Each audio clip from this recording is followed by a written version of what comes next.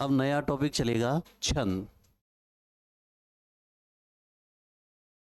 छंद, छंद के बारे में देखो बेटा, छंदः, छंद के बारे में देखें तो यहाँ बात आती है कि यह छदि धातु से बना है। छदि धातु से असुन प्रत्यय करने पर छंदः शब्द का निर्माण हुआ है।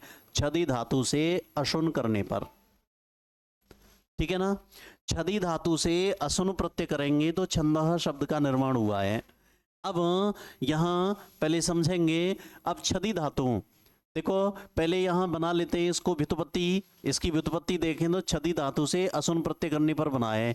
असुन अपने सिलेबस में नहीं है, लेकिन फिर भी देखिए, असुन में न गया ऊ गया, शेष बचा अश, और यहाँ छदि में ई गया तो शेष बचा छद।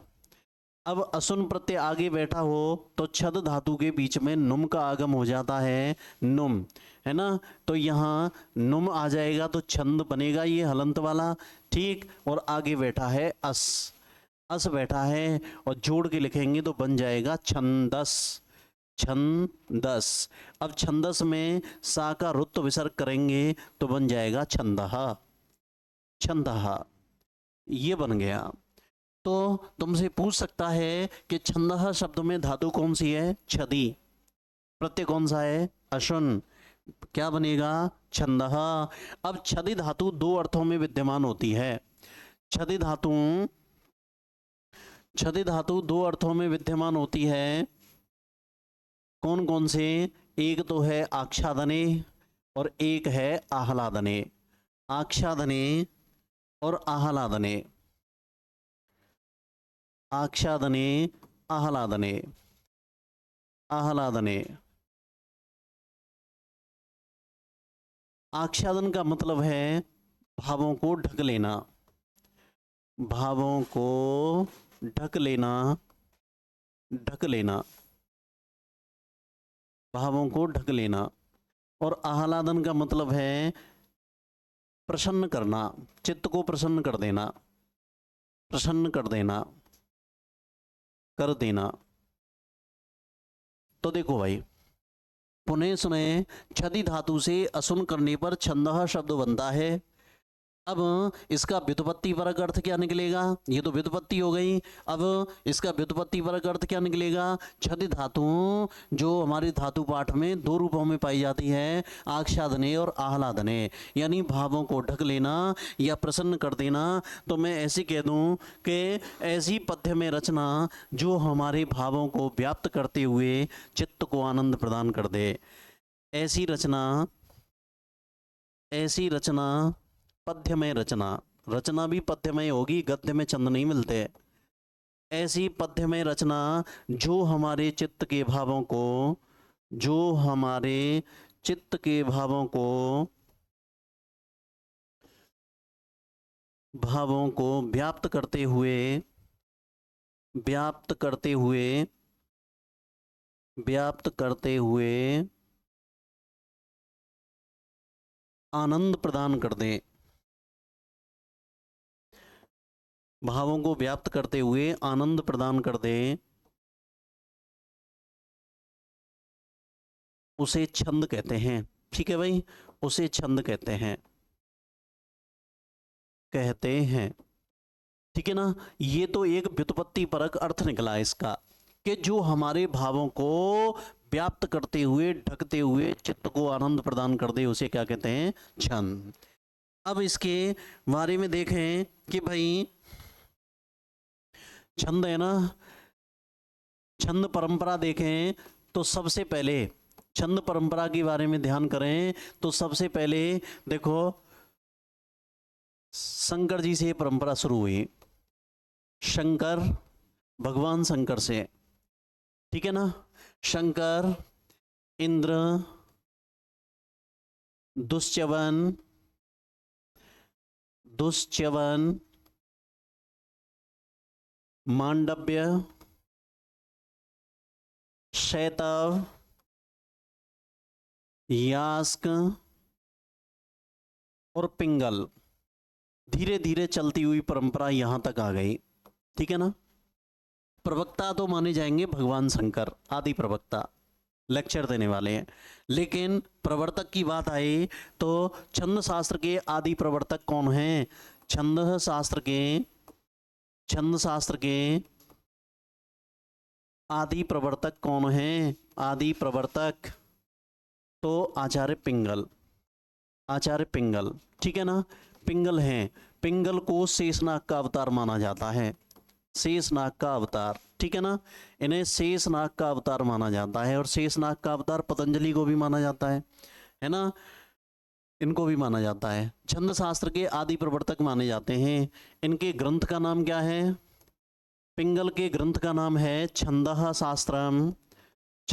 शास्त्रम या छंदः सूत्रम, ये इनके ग्रंथ का नाम है, जिसमें लगभग 329 सूत्र हैं, 329 सूत्र हैं इनके छंद शास्त्र में। और आचार्य पिंगल को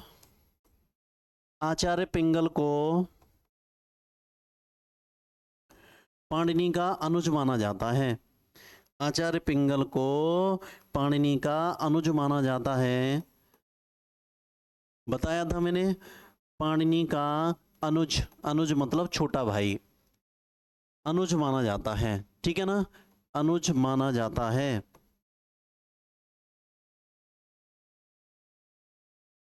ये बात देखिए। अब इसके बाद चलते हैं कि परिभाषा छंद की क्या निकलेगी। परिभाषा, इसकी परिभाषा के बारे में कहा गया तो पहली परिभाषा निकल के आई, यद अक्षर परिमाणम तत्छंदः, यद अक्षर परिमाणम तत्छंदः। अरे भाई, यद जब, या जिसमें, यस्मिन जिसमें ऐसी पद्य में रचना जिसमें अक्षरों की परिमाण गिनती की जाती हो, जहाँ अक्षरों की गिनती की जाती हो, तत् छंदः, वह रचना भैया कौन सी होता है? वह पद्यमयी रचना छंद कहलाती है। जिसमें अक्षरों की गिनती की जाती हो वह छंद है। छंद में अक्षर गिनते हैं कि नहीं? 1 2 3 4 5 6 7 8 अनुष्टुप, 11 रह गए तो इंद्र बच्चा उपेंद्र बच्चा उपजाति में से होगा। एक लाइन दे रखी हो, हाँ जी, एक लाइन दे रखी हो तो एक लाइन में भी आप वर्ण गिनो और नीचे ऑप्शन देखो। एक लाइन दे दे यार,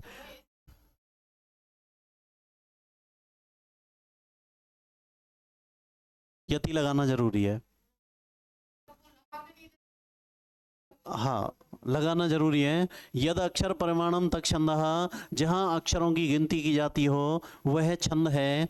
एक तो ये हो गया, अक्षरों की गिनती की जाती हो, अक्षर यानी वर्ण गिने जाते हो तो वह छंद है।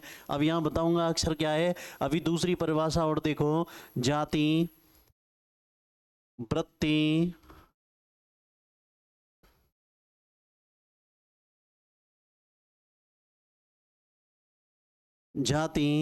वृत्ति मर्यादा तक छंदः। लो भाई, इसने भी कह दिया कि जहां पर जाति माने मात्रा को, वृत्ति माने वर्ण को, वृत्ति है ना, वर्ण को, वृत्य वर्ण को, वृत्ति का मतलब है वर्ण, जहां मात्रा या वर्णों की मर्यादा निर्धारित होती है ना, उसे क्या कहते हैं? छंद। ऐसी पद्य में रचना जिसमें मात्राओं की गिनती की जाती हो या वर्णों की गिनती की जाती हो, मर्यादा निर्धारित की गई हो, उसे छंद कहते हैं। ठीक भाई, तो मैं ऐसे कह सकता हूँ, ऐसी पद्य में रचना जिसमें अक्षरों की गिनती की जाती हो, मात्रा या वर्णों को गिना जाता हो और जो यति गति लय तुक से युक्त हो, ऐसी रचना को क्या कहते हैं? छंद। ठीक है ना। अब बात आती है कि ये अक्षर क्या है।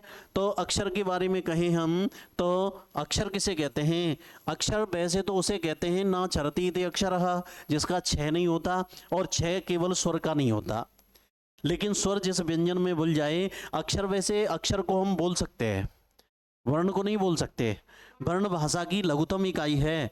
हम अब वर्णों में भी हम स्वर को तो बोल सकते हैं, लेकिन व्यंजनों को नहीं बोल सकते। व्यंजन को बोलने के लिए हमें स्वरों की ही सहायता लेनी पड़ती है। अब अक्षर को हम एक ही आघात में बाहर निकाल सकते हैं हम, जैसे क। क एक अक्षर है, इसमें वर्ण दो हैं, क धन अ, ठीक है ना। अब यहां पर अक्षर किसे कहते हैं? अक्षर बोले तो आप तो ये ध्यान रखेंगे केवल और केवल स्वर को। स्वर एक ऐसा है जिसका कभी क्षय नहीं होता। व्यंजन का यहाँ कोई वैल्यू नहीं है। तो मैं ऐसे कह सकता हूं कि इसकी परिभाषा के रूप में अक्षर की में कि स्वर को या स्वर मिले हुए वैल्यू केवल स्वर की है, स्वर मिले हुए व्यंजन को ही अक्षर कहते हैं, ठीक है ना। केवल स्वर गिनेंगे बस। कमल में 3 स्वर हैं तो 3 अक्षर हो गए। कमल शब्दों में 3 ही तो स्वर हैं, तो 3 अक्षर हैं कमल में, वर्ण 6 हो गए, है ना। तो स्वर को या स्वर मिले हुए व्यंजन को ही छंद शास्त्र में अक्षर के नाम से जाना जाता है। स्वर को या स्वर मिले हुए व्यंजन को, केवल व्यंजन को यहाँ गिना ही नहीं जाएगा। क्यों? कहा भी जाएगा, आगे चल के देखेंगे। देखो जो स्वर है ना, स्वर देखो, अब स्वर हैं ये 3 प्रकार के होते हैं। उच्चारण काल के आधार पर स्वर के 3 भाग होते हैं। स्वर के कितने भाग होते हैं? 3। स्वर के 3 भाग होते हैं या 3 भेद होते हैं। अब वो कौन कौन से होते हैं? एक तो होता है ह्रस्व, एक होता है दीर्घ, और एक होता है प्लुत, है ना। एक ह्रस्व, एक दीर्घ, एक प्लुत। प्लुत का यहाँ छंदों में कोई लेना देना नहीं है। इसके बारे में कहा भी गया है कि एक मात्रिकः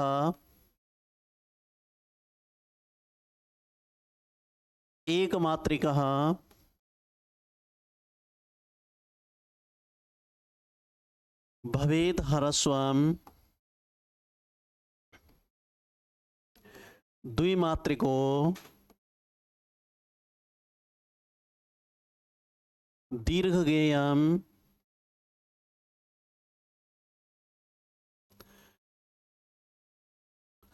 त्रिमात्रिकः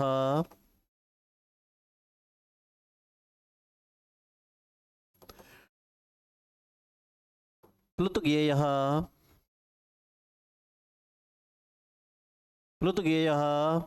व्यंजनम च अर्धमात्रिकम, व्यंजनम च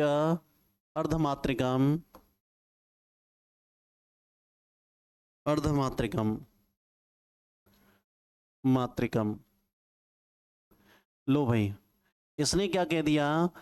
देखो दोबारा से सुने। अभी हमने कहा कि स्वर 3 तरह के होते हैं उच्चारण के आधार पर, उच्चारण काल के आधार पर। काल मतलब बोलने में लगने वाला समय। ह्रस्व, दीर्घ और प्लुत। अब यहाँ ह्रस्व किसे कहते हैं? जिस स्वर को बोलने में 1 मात्रा का समय लगता हो उसे ह्रस्व कहते हैं। दुगना समय लगता हो उसे दीर्घ कहते हैं। 2 मात्राओं का समय लगता हो उसे दीर्घ कहते हैं। और जिसको बोलने में 2 से अधिक यानी 3 मात्राओं का समय लगता हो, तीन मात्राओं का समय लगता हो, उसे प्लुत कहते हैं। और व्यंजन की तो आधी मात्रा होती है जिसको छंद शास्त्र में गिना नहीं जाता है। ये तो आधी मात्रा वैल्यू होती है इसकी, है। हाँ, अनस्टॉप। तो देखिए, यानी 1 मात्रा वाला स्वर ह्रस्व होगा, 2 मात्रा वाला दीर्घ होगा, 3 मात्राओं वाला प्लुत होगा। लेकिन व्यंजन की तो आधी मात्रा होती है जिसको बोलने के लिए खुद स्वरों की ही सहायता लेनी पड़ती है, ठीक है ना।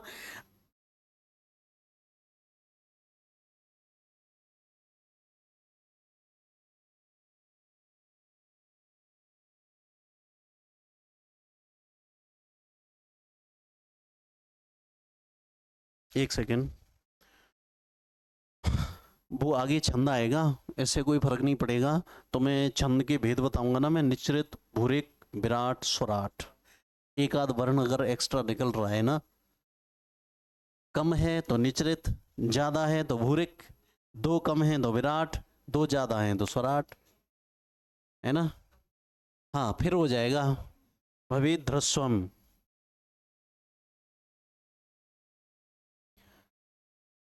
लेकिन फिर भी ये नियम होता है,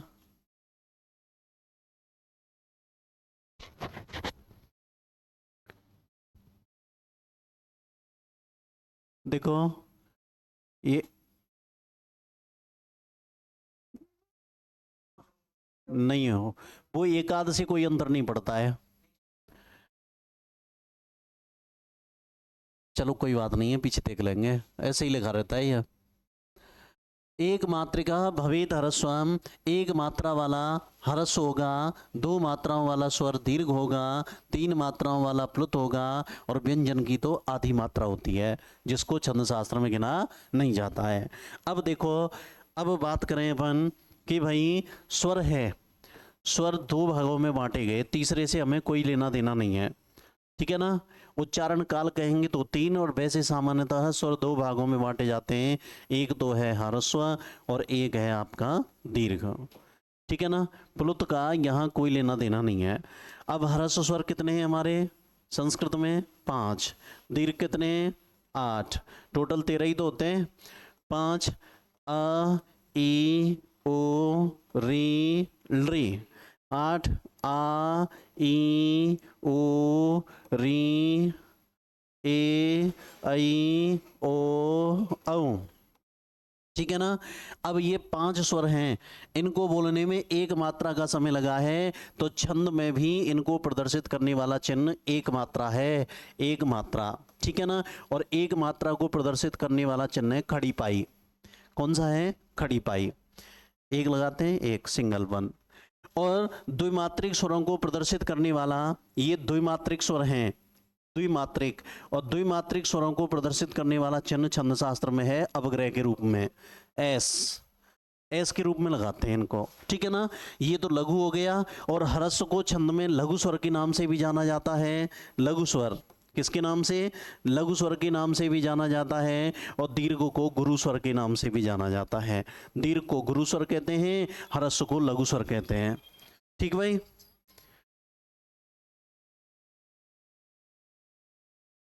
अब क्या कहा कि ह्रस्व को लघु और दीर्घ को गुरु के नाम से जाना जाता है। अब आगे बात करें, एक सेकंड।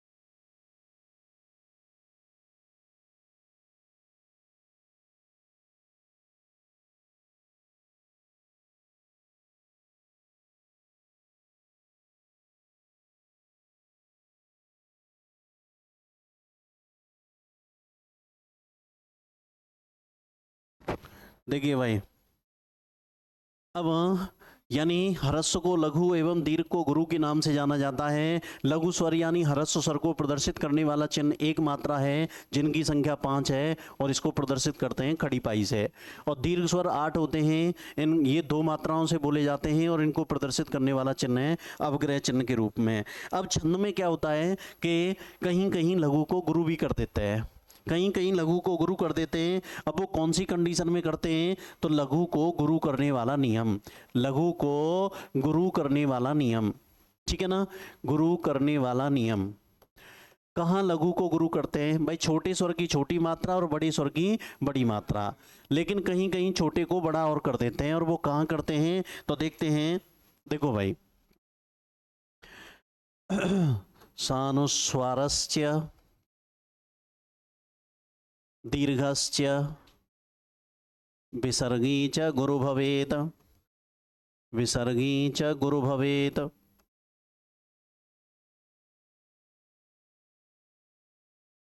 वर्ण संयोग पूर्वश्च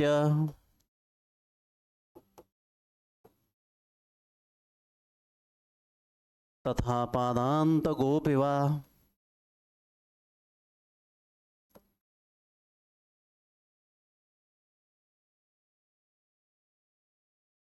तथा पादांत गोपिवा, वर्ण संयोग पूर्वस्य तथा पादांत गोपिवा। देखो इसने क्या कहा कि सानुस्वारस्य दीर्घस्य, सानुस्वारस्य दीर्घस्य यदि लघु वर्ण स अनुस्वारस्य, यदि लघु वर्ण अनुस्वार युक्त है तो गुरु हो जाएगा। ठीक है ना। दूसरी बात, विसर्गी च गुरु भवेत, यदि लघु वर्ण के बाद में विसर्ग लगा हुआ है तो भी लघु गुरु हो जाएगा। वर्ण संयोग पूर्वस्य, यदि लघु वर्ण के बाद में केवल व्यंजन वर्ण बैठा हुआ है, केवल व्यंजन, स्वर वाला नहीं, आधी मात्रा वाला संयुक्त वर्ण, संयोग संज्ञा वाला, केवल व्यंजन बैठा हुआ है तो लघु गुरु हो जाएगा। ठीक है ना। और चौथी बात क्या बताई गई, पादांत गोप विवाह, चरणांत में यदि आवश्यकता है, चरणांत में यदि आवश्यकता है तो लघु को गुरु मान लिया जाएगा, लघु को गुरु मान लिया जाएगा। तो देखो 4 बात निकल के आई इससे।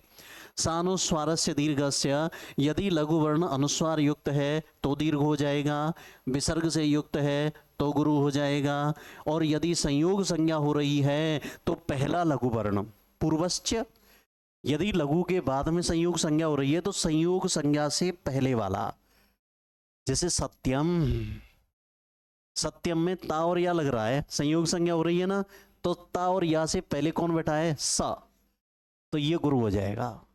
यानी तो यदि संयोग संज्ञा हो रही है, आप तो ये समझ लीजिए, यदि लघु के बाद में केवल व्यंजन वर्ण बैठा है, आधा वर्ण, केवल व्यंजन से मतलब है आधा वर्ण, और आधा वर्ण केवल कौन होता है, व्यंजन होता है केवल, आधा वर्ण बैठा हुआ है तो लघु गुरु हो जाएगा। और पादांत, पादांत का मतलब है चरणांत में यदि जरूरत है तो बा माने विकल्प से, वह का मतलब क्या है, विकल्प से। हमने लिखा है ना आवश्यकता, अरे चरणांत में यदि आवश्यकता है तो हम लघु को गुरु मान लेंगे। अब कैसे कैसे मानेंगे, देखो भाई, अब यहाँ बताया कि लघु के बाद में, यानी लघु के ऊपर अनुस्वार लगा हुआ है तो गुरु हो जाएगा। जैसे उदाहरण के लिए देखेंगे हम, रामम है ना, मोहनम,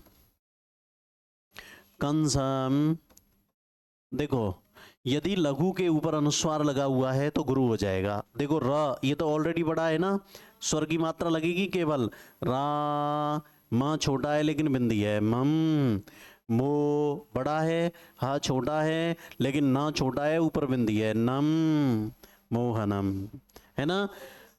क छोटा है लेकिन बिंदी है, कम, स छोटा है लेकिन बिंदी है, सम। ठीक है ना। यदि लघु के ऊपर अनुस्वार है तो बड़ा हो जाएगा, लघु के बाद में विसर्ग है तो भी बड़ा हो जाएगा। जैसे रामः, अब रामः आ जाए या मोहनः आ जाए या कंसः आ जाए, लो भाई इन्हीं उदाहरणों को विसर्ग लगा के दे देते हैं। रा, ये तो बड़ा है, माँ छोटा है लेकिन बाद में विसर्ग है, बड़ा हो गया। मो बड़ा है, हा छोटा है, ना छोटा है लेकिन आगे विसर्ग है, ना बड़ा हो गया। का छोटा है, बिंदी है, बड़ा। सा छोटा है लेकिन बाद में विसर्ग है, बड़ा। ठीक है ना।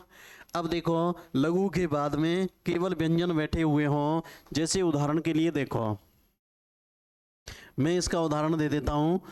देखो सत्यम, शिवम, सुंदरम, ये वाला है कि वह परमात्मा सत्य है, कल्याणकारी है और इस दुनिया में सबसे सुंदर है, उसी से प्रेम करो। देखो सत्यम, आधा ता है ना, यदि लघु के बाद में आधा वर्ण बैठा है तो लघु गुरु हो जाएगा, तो स गुरु हो गया। य के बाद में आधा है, य गुरु हो गया। सी छोटा है, छोटी मात्रा, वह छोटा है लेकिन बाद में आधा है, बड़ा हो गया। सु छोटा है लेकिन बाद में आधा है, बड़ा हो गया। द छोटा है, र छोटा है लेकिन बाद में आधा वर्ण बैठा है, बड़ा हो गया। ठीक है ना। बाद में आधा वर्ण बैठा है तो समझ लो लघु गुरु हो जाएगा। हाँ जी। अब देखो ये संयुक्त नहीं है, हाँ, जैसे अब ये कौन से वाला, ये वाला, हाँ ये संयुक्त संज्ञा हो गई। देखो ना की वजह से सु बड़ा हो गया, द छोटा है, जो सिंगल है जिसमें छोटी मात्रा लग रही है वो तो छोटा ही रहेगा। अब द में छोटा है तो छोटा हो गया। जितनी ऐसे मत समझो आप तो ये समझ लो, यदि छोटे के बाद में आधा बैठा है तो जो पहले वाला छोटा है ना वो बड़ा होगा, और बाद वाला व्यंजन उसमें अगर छोटी मात्रा है तो छोटा स्वर आएगा, और छोटी मात्रा है तो एक आएगा, और बड़ा है तो ऐसा आएगा। हाँ, पहले वाला ही बड़ा होगा। बाद में आधा है तो वो सब बड़े होंगे, छोटे सब बड़े होंगे अगर बाद में आधा वर्ण बैठा है। हाँ, अनुस्वार जिसके ऊपर है वो बड़ा, विसर्ग बाद में है तो विसर्ग विसर्ग जिसके बाद में लगा हुआ है वो बड़ा, और आधा जिसके बाद में है तो वो पहले वाला बड़ा। ठीक है ना। और चरणांत में यदि आवश्यकता है तो हम लघु को गुरु मान सकते हैं। तो यहाँ तक देखो, दोबारा देख लेते हैं इसको। देखो, छंद किसे कहते हैं? छंद, पहले तो छंद की व्युत्पत्ति देखी हमने कि छंद शब्द की उत्पत्ति कैसे हुई। तो छंद की उत्पत्ति के बारे में बताया हमने कि भाई छदि धातु से असुन प्रत्यय करने पर छंदः शब्द बना है। असुन में अस आया, छदि में छद बचा, असुन आगे हो तो नुम का आगम होता है, छंद हो गया, और यहाँ अस हो गया, छंदस बना, सा का रुत्व विसर्ग करेंगे तो छंदः। अब छदि धातु दो अर्थों में विद्यमान होती है, आच्छादन एवं आह्लादन, भावों को व्याप्त कर लेना एवं ढक लेना। तो मैं ऐसे व्युत्पत्ति परक अर्थ क्या निकला कि ऐसी रचना जो हमारे चित्त के भावों को व्याप्त करते हुए आनंद प्रदान कर दे उसे हम छंद कहते हैं। अब कहें कि छंद की परंपरा जो चली है कहाँ से चली है, तो भगवान शंकर से शुरू हुई है ये। ठीक है ना। जैसे व्याकरण की परंपरा चली थी ना, ब्रह्मा है ना, ब्रह्मा जी से चले, ब्रह्मा से बृहस्पति को आई, बृहस्पति से इंद्र को आई, ऐसे चली थी कि नहीं चली थी? ऐसे ही ये जो परंपरा चली है वो शंकर जी से चली है। शंकर है, इंद्र है, दुष्चपन है, मांडव, शैतव, यास्क, पिंगल। ठीक है। और पिंगल ने जा करके तो भाई छंद के ऊपर बहुत गहनता से अध्ययन किया, जैसे पाणिनि ने व्याकरण पर अष्टाध्यायी के रूप में किया। दोनों भैया खूब मेहनत की, दोनों भैयाओं ने। ठीक है ना। अब छंद शास्त्र के आदि प्रवर्तक कौन है? आचार्य पिंगल। इन्हें शेषनाग का अवतार कहते हैं। इनका ग्रंथ है छंदः शास्त्रम या छंदः सूत्रम, लगभग 329 सूत्र हैं, और पिंगल को आचार्य पाणिनि का छोटा भाई माना जाता है। इसकी परिभाषा छंद की, जहाँ अक्षरों की गिनती की जाती हो उसे छंद कहते हैं, या जहाँ पर जाति या वृत्ति यानी मात्रा एवं वर्णों की मर्यादा निर्धारित की गई हो, सीमा निर्धारित की गई हो कि इतनी मात्राओं वाला फलान छंद होता है, इतने वर्णों वाला ये छंद होता है, ऐसी मर्यादा बनाई गई हो, तो उस पद्यमयी रचना को छंदोयुक्त रचना कहते हैं। अब यहाँ अक्षर की बात आई तो अक्षर बोले तो केवल और केवल स्वर। फिर भी मैं ऐसे कह दूं कि स्वर को या स्वर मिले हुए व्यंजन को ही अक्षर कहते हैं छंद शास्त्र में। अब यहाँ पहलू किसकी है? केवल स्वर की। तो उच्चारण काल के आधार पर स्वर के तीन भेद हो गए, ह्रस्व दीर्घ प्लोत। अरे ह्रस्व एक मात्रा वाला, दीर्घ दो मात्रा वाला, प्लोत तीन मात्रा वाला होता है, व्यंजन की दो आधी मात्रा होती है। इसे बिना स्वर की सहायता के बोला ही नहीं जा सकता। हमें जो जरूरत है कि स्वर के भेद कितने हैं, ह्रस्व और दीर्घ, उच्चारण काल लेंगे तो प्लुत आ जाएगा। ह्रस्व 5 हो गए, दीर्घ 8 हो गए, हमें काल से कोई लेना देना नहीं है। ठीक है। ह्रस्व स्वरों की संख्या 5 हो गई, दीर्घ की 8 हो गई। ह्रस्व को लघु कहते हैं, दीर्घ को गुरु कहते हैं, और 5 जो छोटे स्वर है एक मात्रा वाले, इनको प्रदर्शित करने वाला चिन्ह एक पाई, खड़ी पाई है। और दीर्घ स्वर है 8, इनको जो दो मात्रा वाले हैं इनको प्रदर्शित करने वाला चिन्ह छंद शास्त्र में अवग्रह चिन्ह के रूप में होता है।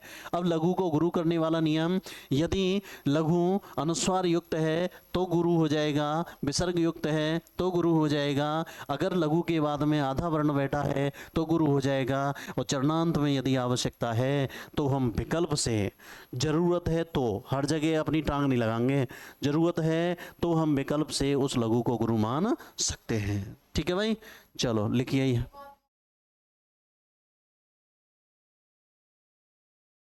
काय में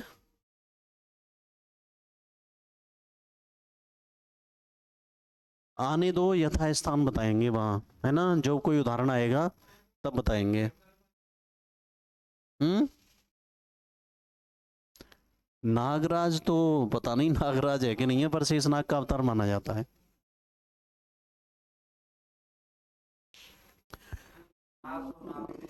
लिखो, आगे लिखे हैं छंद। छंद के बारे में लिखो, डाल दीजिए व्युत्पत्ति। लिखे छदि धातु से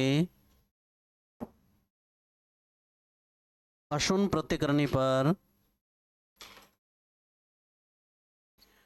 छदी धातु से असुन प्रत्यय करने पर, पहले एक लाइन लिख लो, छदी धातु से असुन प्रत्यय करने पर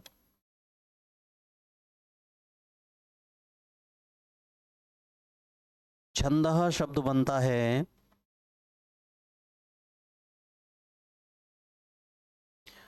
छंदः शब्द बनता है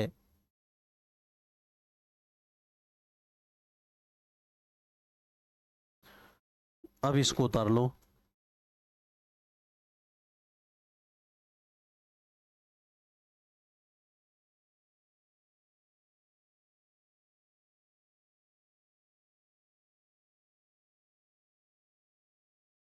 उपदेश से होकर के फिर अस बचेगा, असुन में अस बचेगा, छदी में छद बचेगा।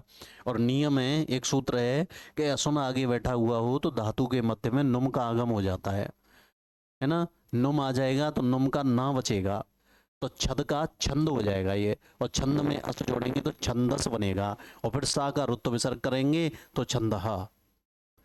तभी तो देखो पाणिनि की जो कृति है, वो सॉरी पिंगल की वो जो कृति है ना, उसमें देखो हमने लिखा है ना, देखो छंदः शास्त्रम, ये सा का रुत्व विसर्ग हुआ है, छंदः सूत्रम, ये सा का हुआ है, देखें छंदः। नीचे लिखेंगे छद धातु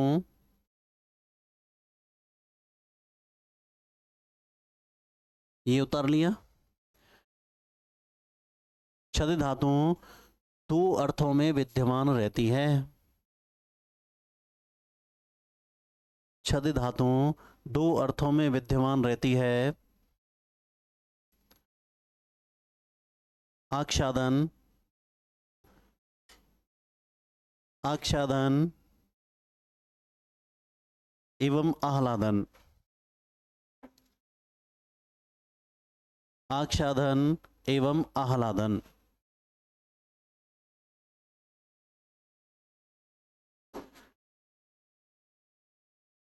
मेरी तरह लिखें, छदि आच्छादने आह्लादने, आच्छादने भावों को ढक लेना, आह्लादने आनंद प्रदान करना या प्रसन्न कर देना।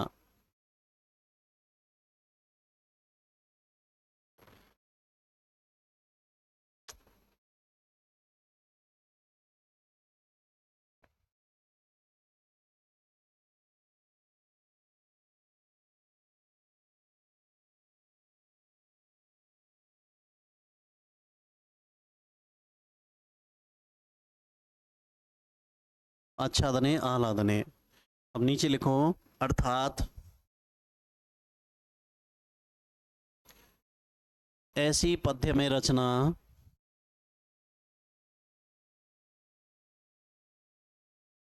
जो हमारे चित्त के भावों को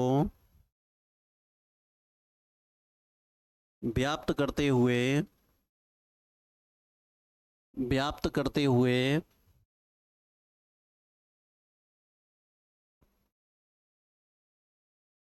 ऐसी पद्यमय रचना जो हमारे चित्त के भावों को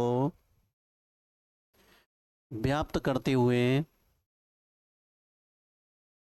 आनंद प्रदान कर दे, उसे छंद कहते हैं,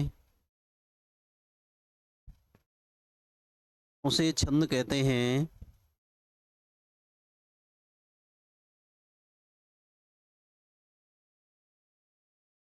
छंद कहते हैं।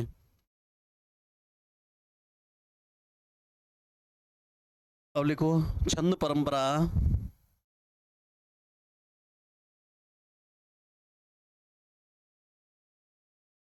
भगवान शिव से प्रचलित हुई,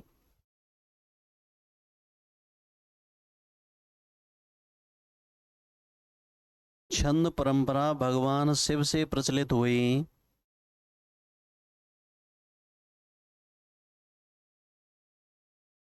अगर तुमसे पूछे छंद परंपरा कहाँ से शुरू हुई या प्रचलित हुई, तो शिव जी से। छंद शास्त्र के आदि प्रवक्ता कौन है? शिव जी। अगर प्रवर्तक पूछा जाए कि जहाँ से विधिवत रूप से चली, वो पिंगल थे, है ना। तो आप ऐसे लिख लो, शंकर, इंद्र, दुश्चवन, मांडव, सेतव, मांड मांडव्य है ये। हाँ जी, मांडव्य, सेतव। हम्म, किसका? वो तो हाँ, मांडव्य है वो, मांडव्य है वो।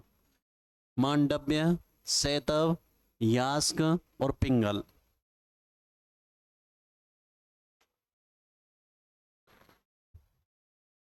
पिंगल।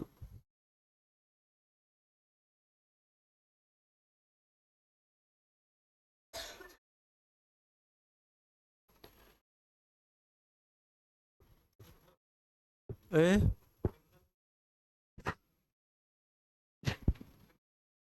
हाँ, डिंगल पिंगल होती हैं। हम्म, लिखें नीचे, छंद शास्त्र के आदि प्रवर्तक आचार्य पिंगल माने जाते हैं।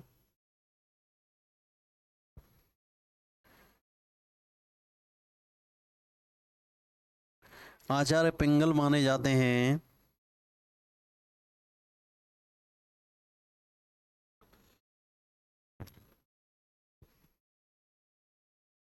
नीचे लिखो, आचार्य पिंगल ने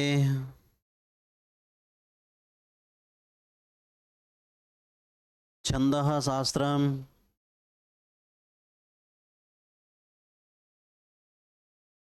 या छंदः सूत्रम, छंदः शास्त्रम या छंदः सूत्रम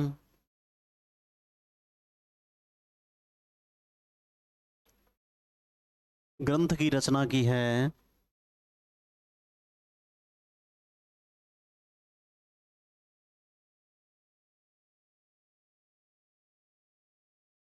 सूत्र या लक्षण ये तो दिए हैं इन्होंने, जैसे अनुष्टुप का दे दिया, शार्दुल विक्रीडित का दे दिया, ये दिया और ये ऐसे करके। छंदः शास्त्रम या छंदः सूत्रम ग्रंथ की रचना की है, जिसमें 329 सूत्र हैं।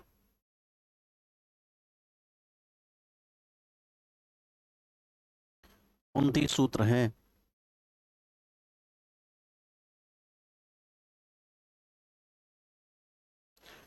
अगला बिंदु, आचार्य पिंगल को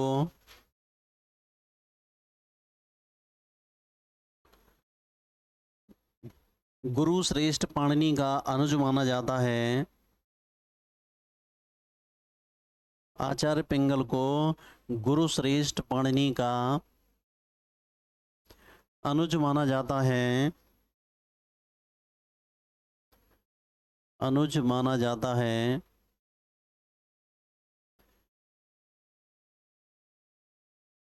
तथा इन्हें शेषनाग का अवतार भी माना गया है।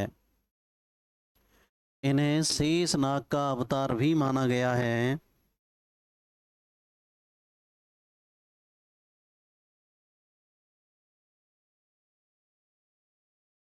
अब लिखो छंद की परिभाषा, एक लाइन छोड़ते हुए। छंद की परिभाषा,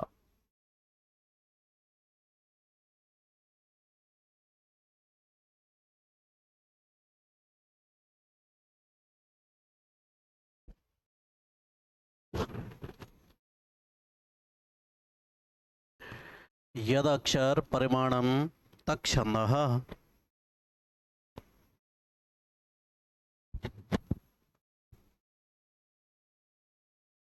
यद अक्षर परिमाणम तक छंदः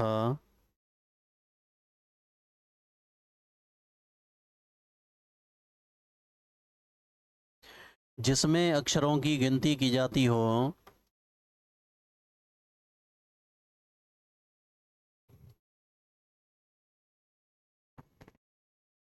जिसमें अक्षरों की गिनती की जाती हो, उसे छंद कहते हैं।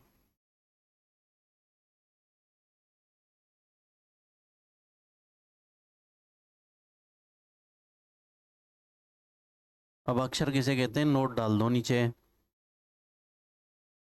छंद शास्त्र में स्वर को या स्वर मिले हुए व्यंजन को ही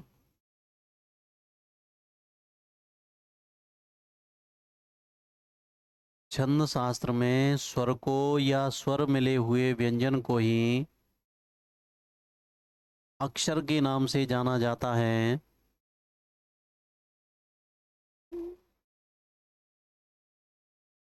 नाम से जाना जाता है।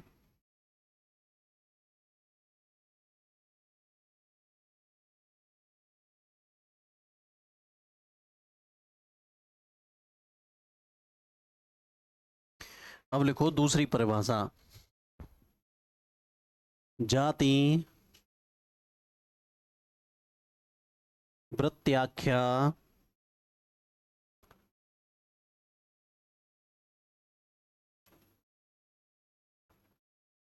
मर्यादा। जाति वृत्त्याख्या मर्यादा तक छंदः।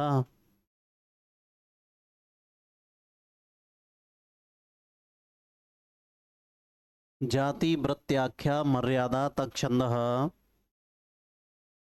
जिसमें जाति यानी मात्रा की, वृत्ति यानी वर्ण की, है ना, मर्यादा आख्या माने बतलाई गई हो, कही गई हो, तत्छंदः वह छंद है।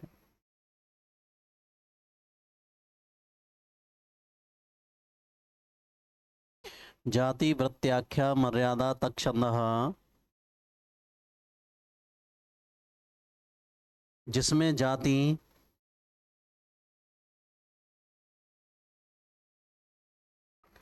कोष्टक में लिखो मात्रा। मात्रिक छंद को जाति छंद भी तो कहते हैं। जाति यानी मात्रा, कोष्टक बंद, एवं वृत्ति, कोष्टक में लिखें अक्षर या वर्ण। यहाँ वर्ण भी स्वर मिले हुए को ही कहेंगे, आधे का कोई मतलब नहीं है। कहते ना 8 वर्ण हो अनुष्टुप, हैं? हम्म, नहीं, वृत्ति एक शब्द है, जैसे जाति है ना, जैसे हरि है, ऐसे बना है। तो लिखो वृत्ति, वृत्ति का मतलब है वर्ण या अक्षर, कोष्टक बंद कर दो, की मर्यादा, की मर्यादा निर्धारित हो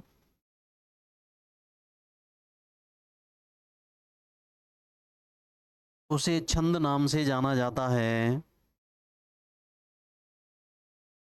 उसे छंद कहते हैं, आप ये लिख दो।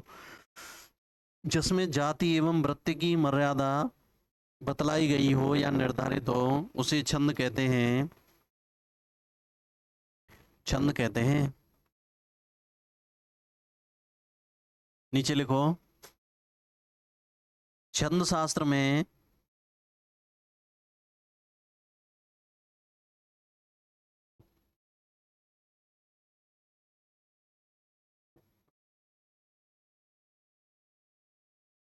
स्वर को ही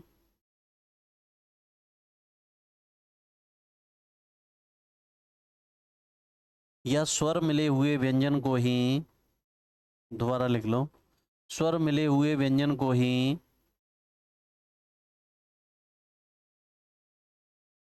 वर्ण या अक्षर कहते हैं।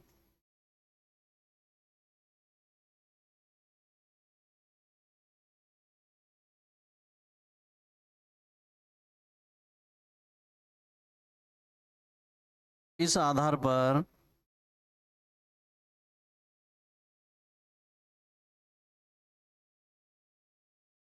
स्वर को उच्चारण काल के अनुसार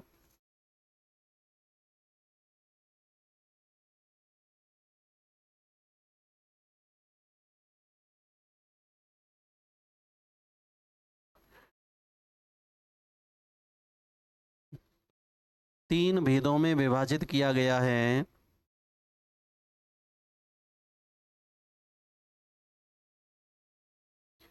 ह्रस्व दीर्घ प्लुत।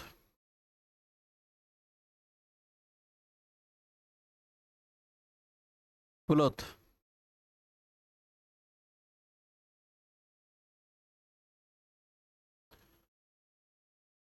अब इसको उतार लो, ह्रस्व दीर्घ प्लुत ऊपर वाला।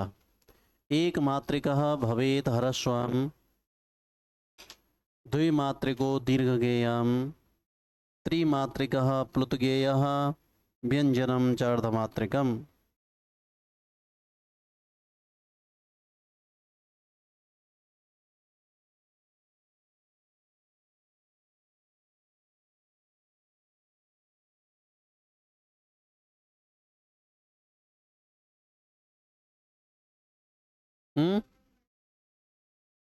अनुष्टुप ही है इसमें, ऐसे नहीं कह सकते कि मालिनी हो गया। मालिनी में गण भी तो देखोगे फिर, न न म या युतेयम। अब नगण बैठाना है इसमें,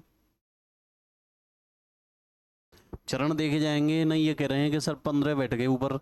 अब ऊपर बैठ गए, पहली बात तो इसमें 2 ही लाइन है, उसकी तो 4 लाइन होनी चाहिए थी, है ना।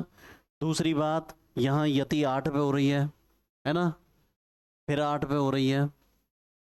अब तीसरी बात, न गण बैठ रहे हैं यहाँ पे, गण भी नहीं बैठ रहा है यहाँ पे भाई। वहाँ नगण है, यहाँ तो एस आई एस, वहाँ तो आई आई आई होना चाहिए था। अपना तो यहाँ अनुष्टुप छंद है, बस लिखो।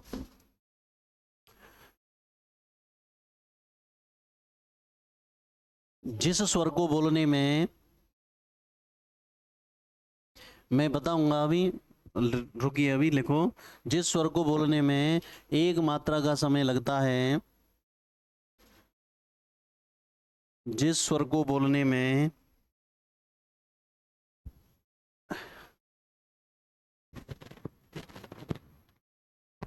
एक मात्रा का समय लगता है,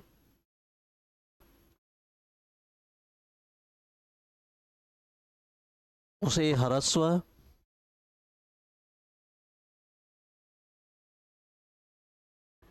उसे ह्रस्व,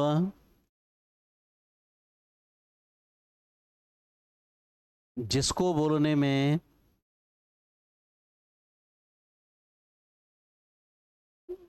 दो मात्रा का समय लगता है,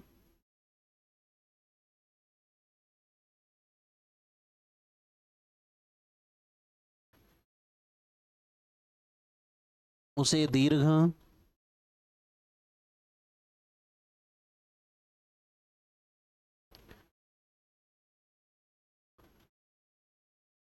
एवं जिस स्वर को बोलने में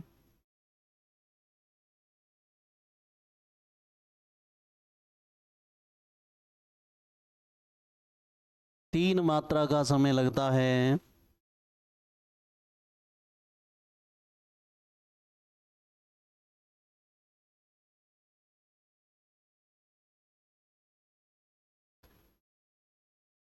उसे प्लुत स्वर कहते हैं।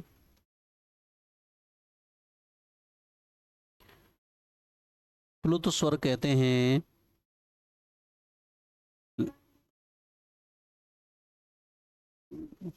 लेकिन व्यंजन की तो आधी मात्रा होती है, व्यंजन की तो आधी मात्रा होती है,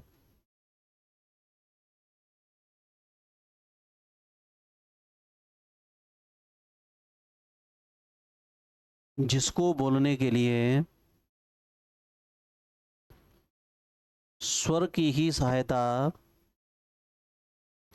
व्यंजन की तो आधी मात्रा होती है, जिसको बोलने के लिए स्वर की ही सहायता लेनी पड़ती है। व्यंजन की तो आधी मात्रा होती है, जिसको बोलने के लिए स्वर की ही सहायता लेनी पड़ती है। अब देखो, स्वर है ह्रस्व दीर्घ और प्लुत।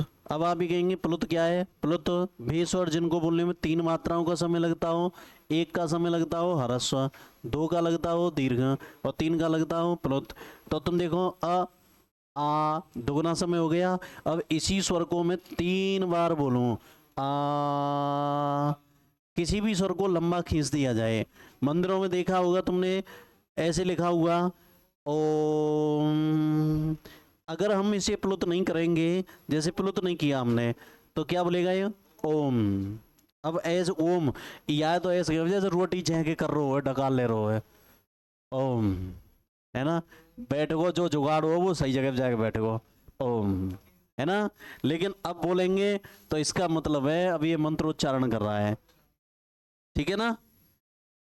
तो कुल मिला के इस प्लुत वाले का हमारे यहाँ छंद में कोई मतलब नहीं है।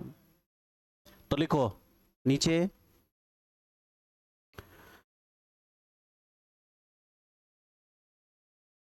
स्वर, स्वर डालते हुए नीचे लिखो हरस्व स्वर, हरस्व स्वर।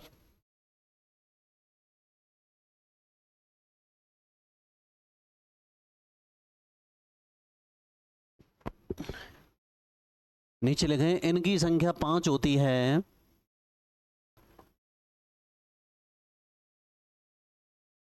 इनकी संख्या 5 होती है।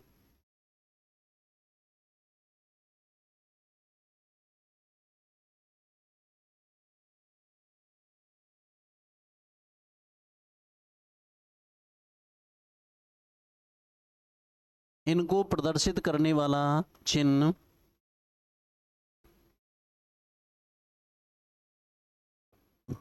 इनको प्रदर्शित करने वाला चिन्ह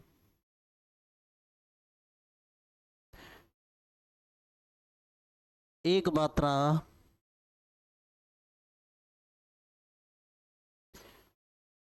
प्रदर्शित करने वाला चिन्ह एक मात्रा। पहले तो आप हिंदी में ऐसे लिख दो एक मात्रा, और कोष्टक में लिख दो खड़ी पाई, कोष्टक बंद कर दो।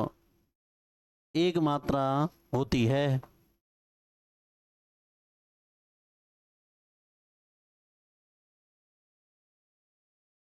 अब लिखो दूसरा बिंदु दीर्घ स्वर।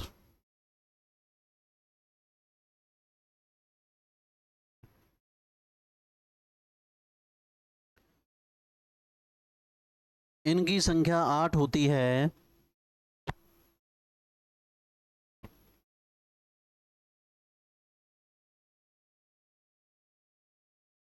आठों को लिख लो। दीर्घ स्वर यानी 2 मात्राओं से बोले जाने वाले हैं, दुगने समय में बोले जाने वाले हैं। दीर्घ स्वर पता है, संधि स्वर भी कहते हैं इनको। हाँ, हैं? हाँ, संधि स्वर हो गए, और संधि स्वरों के भी 2 भेद बन गए, सजातीय और विजातीय। आ से बड़ा आ, ई से बड़ी ई, ऊ से बड़ा ऊ, री से बड़ी री। फिर विजातीय में आ ई से ए, आ ऊ से ओ, आ ए से आई, आ और ओ से आऊ। ये विजातीय हो गए। तो लिखें दीर्घ स्वर, इनकी संख्या, हाँ 4 संयुक्त हो गए, ए आई ओ औ। इनकी संख्या 8 होती है। इनको बोलने में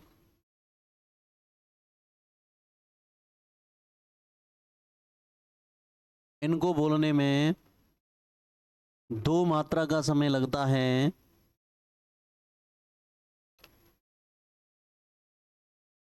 2 मात्रा का समय लगता है, जिसको प्रदर्शित करने वाला चिन्ह,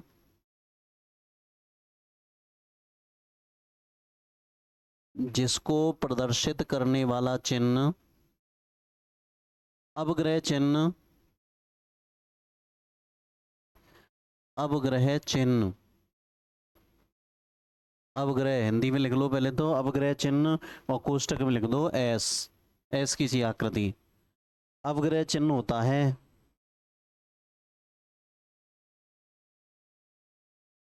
ठीक है, यानी आप तो ये समझो छोटे स्वर की छोटी मात्रा और बड़े स्वर की बड़ी मात्रा, ठीक है ना।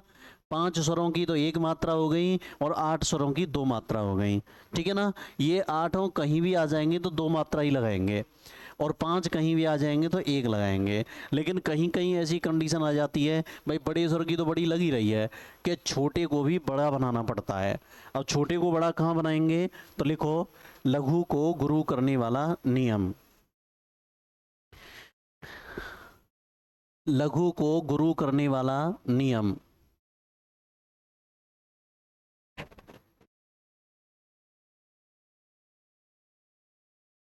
लघु को गुरु करने वाला नियम उतार लीजिए। सानुस्वारस्य दीर्घस्य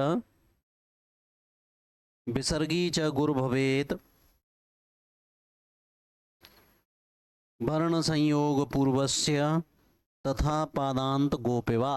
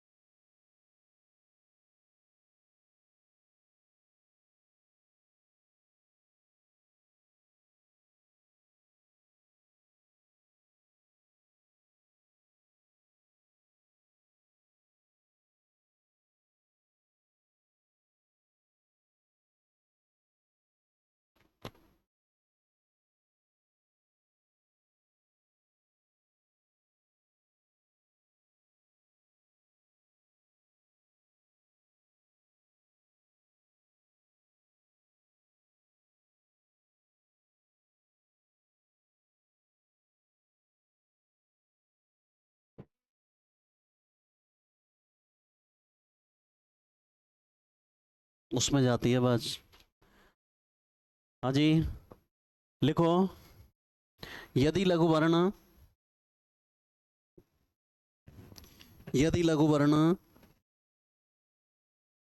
अनुस्वार युक्त है, यदि लघु वर्ण अनुस्वार युक्त है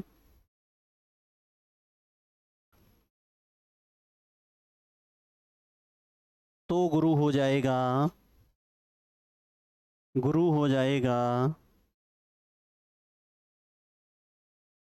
पहला पॉइंट है, जैसे उदाहरण लिखो, रामम मोहनम कंसम।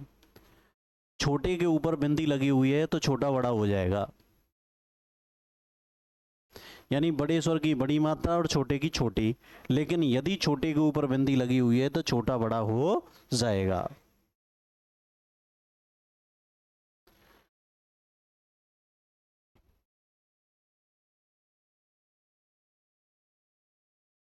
छंद शास्त्र में ह्रस्व को लघु स्वर कहते हैं और दीर्घ को गुरु स्वर। ठीक है ना, बताया था अभी। देखो ह्रस्व को लघु और दीर्घ को गुरु कहते हैं। यदि लघु अनुस्वार से युक्त है तो गुरु हो जाएगा। अब दूसरा बिंदु, यदि लघु वर्ण के बाद में,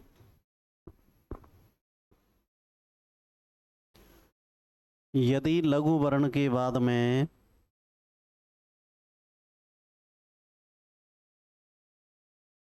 विसर्ग बैठा हुआ हो,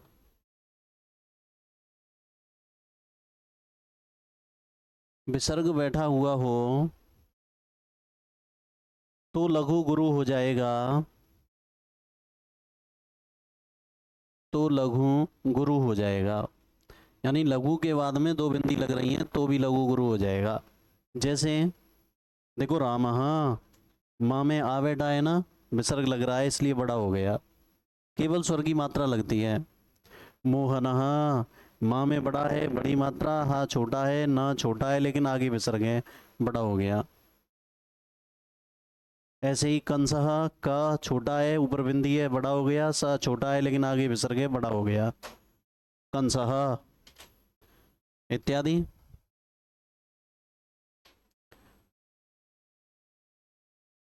तीसरा बिंदु,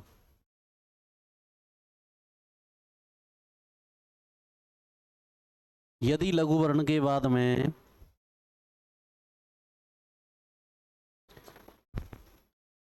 यदि लघु वर्ण के बाद में जीके वाली क्लास है क्या बेटा आज? किसकी है? अच्छा 9 से ही। बस 2 एक लाइन हो रहे है ना। यदि लघु वर्ण के बाद में आधा अक्षर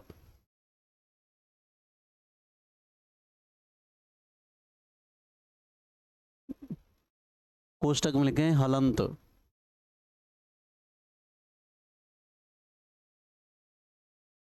हलंत वर्ण है ना, आधा अक्षर बैठा हुआ हो तो लघु गुरु हो जाएगा, तो लघु गुरु हो जाएगा, हो जाएगा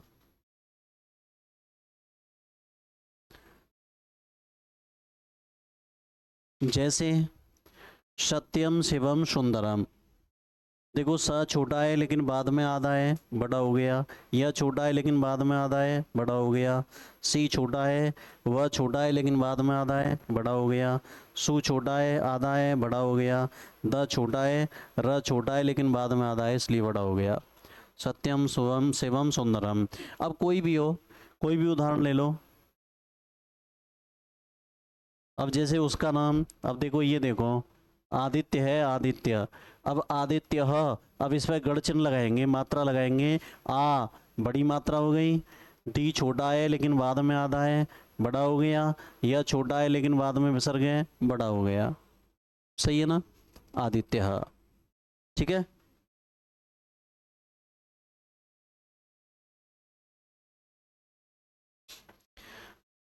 अब आगे लिखो चौथा बिंदु। यदि चरणांत में, यदि चरणांत में हमें आवश्यकता हो, चरणांत में हमें आवश्यकता हो तो हम विकल्प से लघु को गुरु मान सकते हैं।